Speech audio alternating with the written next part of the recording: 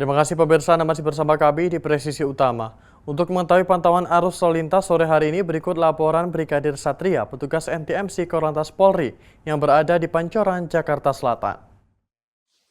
Baik, selamat sore pemirsa. Saya Brigadir Satria akan mengupdate informasi kondisi arus lalu lintas terkini langsung dari kawasan Simpang Pancoran, Jakarta Selatan, di mana lalu lintas pada sore hari ini mulai masuknya jam pulang perkantoran nampak cukup padat dari berbagai arahnya, dan juga beberapa saat yang lalu hujan deras telah mengguyur kawasan Simpang Pancoran ini, dan dapat kita lihat bersama kendaraan nampak cukup padat, terutama untuk kendaraan dari arah Pasar Minggu yang akan menuju ke arah Manggarai maupun yang akan berbelok menuju ke arah Cawang masih terus mengalami peningkatan volume arus kendaraan dengan antrian kendaraan berkisar 5 hingga 8 kendaraan ke belakang, selepasnya kendaraan dapat kembali lancar.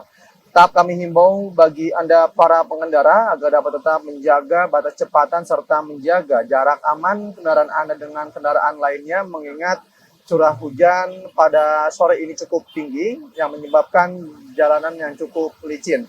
Dan untuk lalu lintas dari arah Manggarai yang akan menuju ke arah Pasar Minggu maupun yang akan berbelok menuju ke arah Cawang dan yang akan menuju ke arah Semanggi dalam keadaan ramai namun tetap lancar.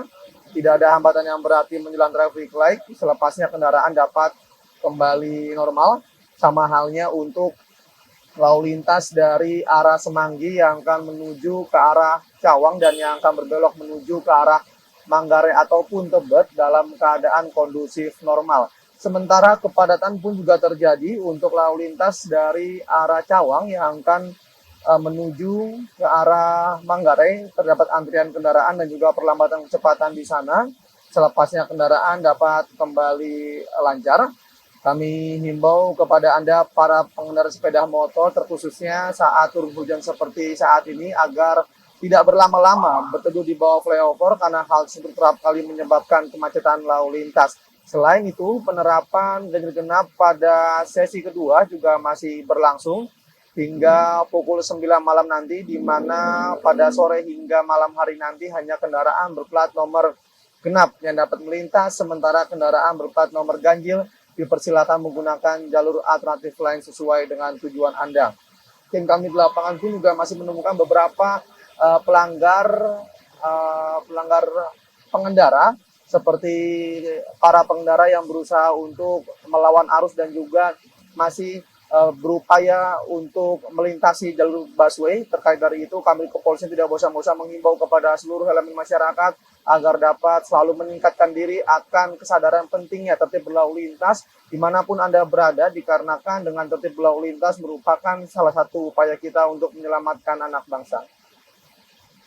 Untuk informasi selengkapnya, silakan hubungi call center kami di nomor 1500669 dan juga melalui SMS center kami di 9119. Stop pelanggaran, stop kecelakaan, keselamatan untuk kemanusiaan, untuk Indonesia lebih tertib. Demikian informasi dapat disampaikan langsung dari kawasan Simpang Pancoran, Jakarta Selatan. Semoga bermanfaat, selamat beraktivitas, dan salam presisi. Pemirsa, dalam rangka memperkuat sinergitas Densus 88 AT, Polri menggelar rapat kerja teknis tahun anggaran 2025 pada 22 hingga 24 April 2025. Berikut informasi selengkapnya. Bertempat di Auditorium Mutiara STIK PTIK Lemdikat Polri Jakarta Selatan, Detasemen Khusus 88 Anti Teror Polri menggelar rapat kerja teknis tahun anggaran 2025 pada 22 April 2025. Rapat kerja teknis ini digelar dengan tema peran Densus 88 Anti Teror Polri yang presisi dalam pemeliharaan Kamtibmas guna mendukung Astacita menuju Indonesia Emas 2045. Dihadiri oleh Kapolri Jenderal Polisi Listio Sigit Prabowo serta para pejabat utama Mabes Polri dan pejabat utama Densus 88 Anti Teror Polri serta Polda jajaran yang mengikuti kegiatan secara daring. Selain itu, turut hadir juga sejumlah Menteri Kabinet Merah Putih, tokoh masyarakat dan badan pemerintahan. Rapat kerja teknis Densus 88 Anti Teror Polri digelar dalam rangka peningkatan sinergitas dan sarana strategis dalam penegakan hukum terorisme, sekaligus sebagai upaya mewujudkan Indonesia Zero Tech.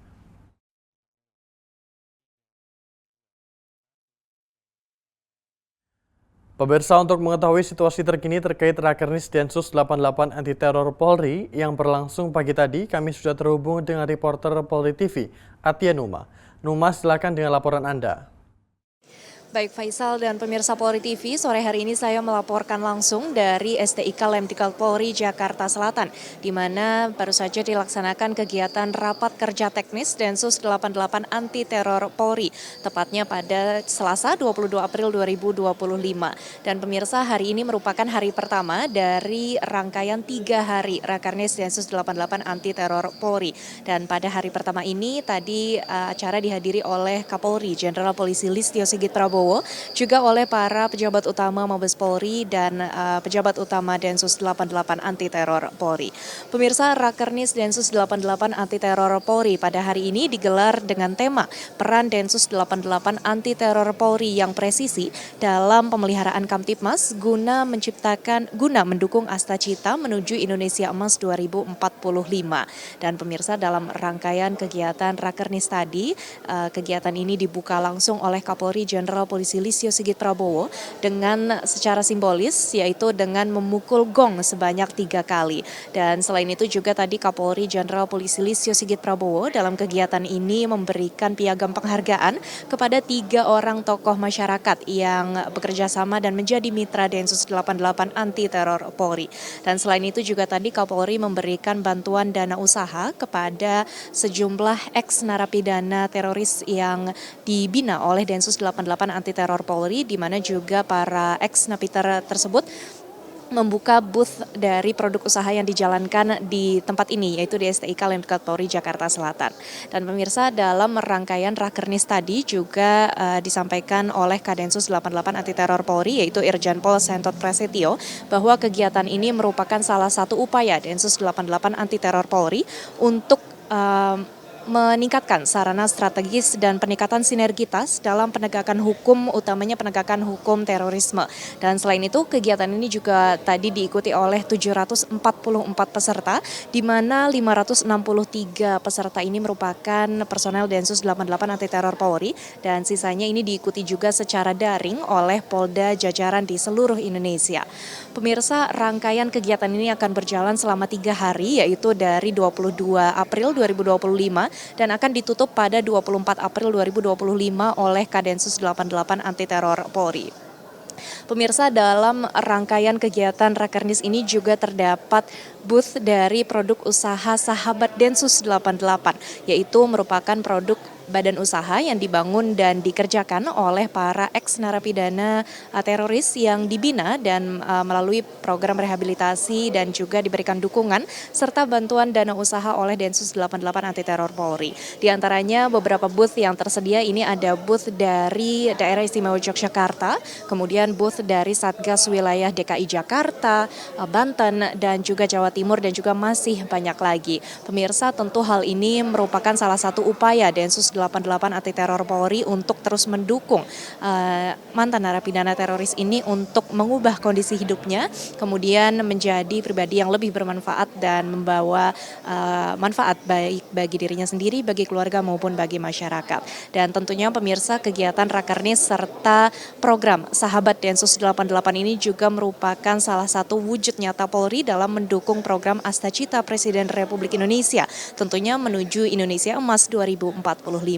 Baik Faisal, sekian informasi yang dapat kami sampaikan, kembali ke Anda. Pemirsa, kita beralih ke informasi lainnya. Sebagai bentuk nyata kepedulian terhadap aspirasi dan keresahan pekerja buruh Indonesia, Polri melalui Direktorat Intelijen dan Keamanan Polda Metro Jaya menggelar FGD bersama perwakilan Serikat Pekerja Buruh Nasional. Bertempat di Balai Pertemuan Polda Metro Jaya, kegiatan ini diselenggarakan pada Selasa 22 April 2025. Mengusung tema penegakan hukum dalam penanganan perselisihan perburuhan. Diskusi ini menjadi wujud kepedulian Polri terhadap aspirasi pekerja, sekaligus menegaskan komitmen dalam menciptakan iklim kerja yang kondusif dan adil. FGD ini dihadiri oleh 13 Kapolres wilayah Polda Metro Jaya, serta 7 konfederasi buruh terbesar di Indonesia. Di antaranya KPBI, KSPPSI, KSBSI, KSPI, KASBI, KBMI, dan Sarbumusi.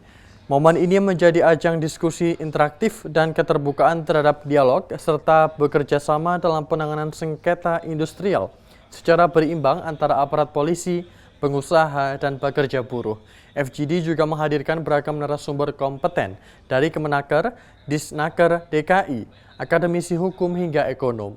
Polda Metro Jaya menegaskan sinergi dengan buruh adalah langkah strategis menjaga stabilitas keamanan, khususnya menjelang peringatan Hari Buruh Internasional.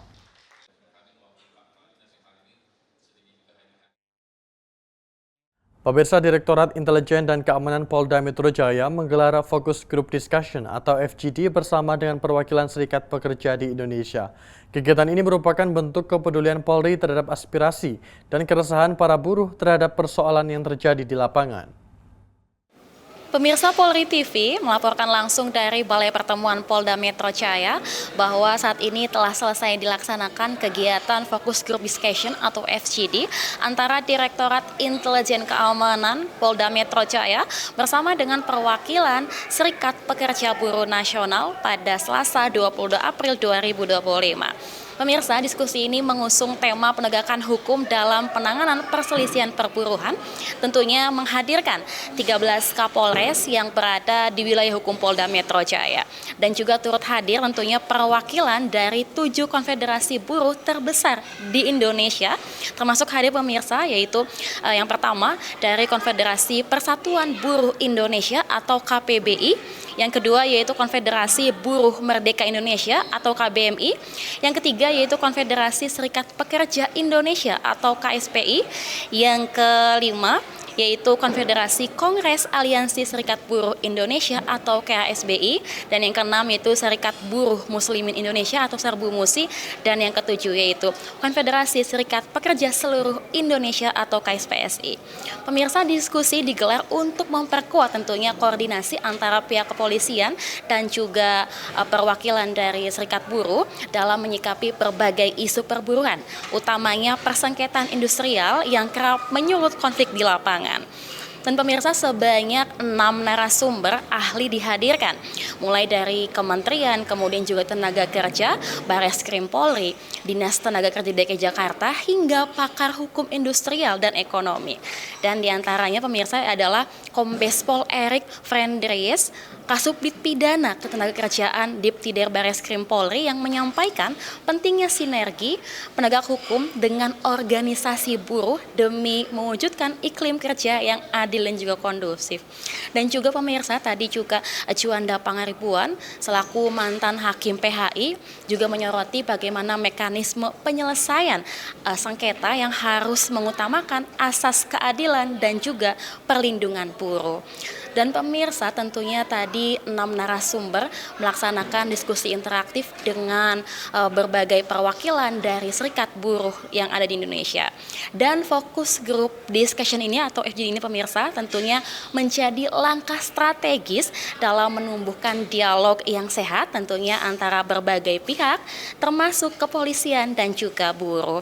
Tentunya keduanya berkomitmen untuk mengedepankan penyelesaian yang humanis dan juga berdasarkan hukum serta menjaga stabilitas keamanan di Jakarta, khususnya menjelang peringatan Hari Buruh Internasional. Demikian pemirsa laporan yang dapat kami sampaikan dari Jakarta. Aisyah Baharsyah, Andi Putra, Polri TV. Pemirsa, kami akan segera kembali usai jeda berikut ini.